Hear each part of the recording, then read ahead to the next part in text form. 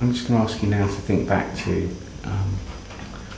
2005 when the successful London bid was announced on the TV.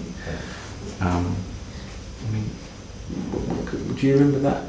Yeah, I do, because I was shopping in Asda in Barking and they announced it over the tannoy system, and the atmosphere of excitement there was really, you know, tangible feeling of excitement. Yeah. And I saw one of the colleagues from here as well, and she was sort of over the moon for it all, you know, about it all.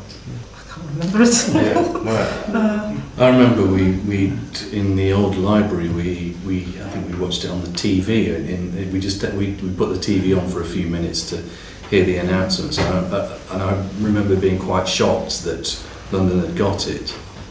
That I don't remember feeling particularly excited about it, but yeah, I think it was more a feeling of shock.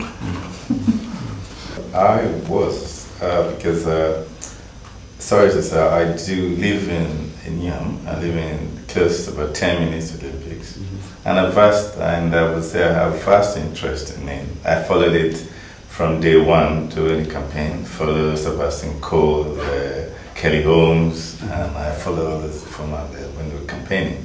I had two interests in it. One was the fact that we beat the French, we beat Paris. That was one.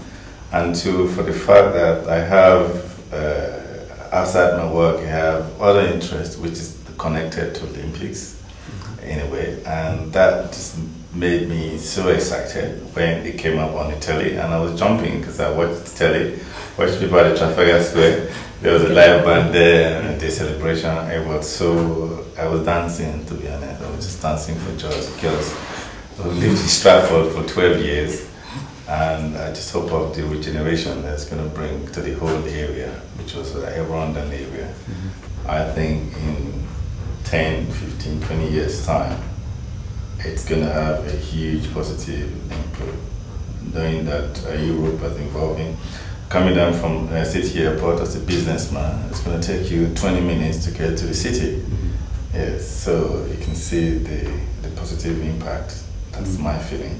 Local community, I don't think we'll get as much out of it. There's a lot of promises. The Mayor said there were lots of joint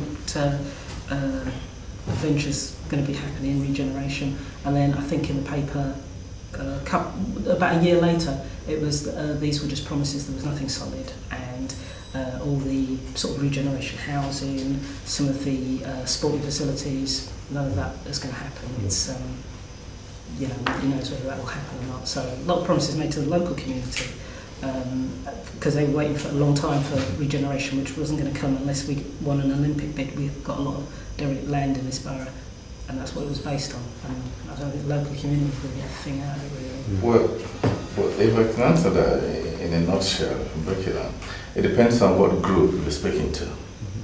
Okay, you're speaking to a working class group who has vast interest, in looking forward. Knowing that if they work hard, there's a reward for them, so they would support it and looking forward.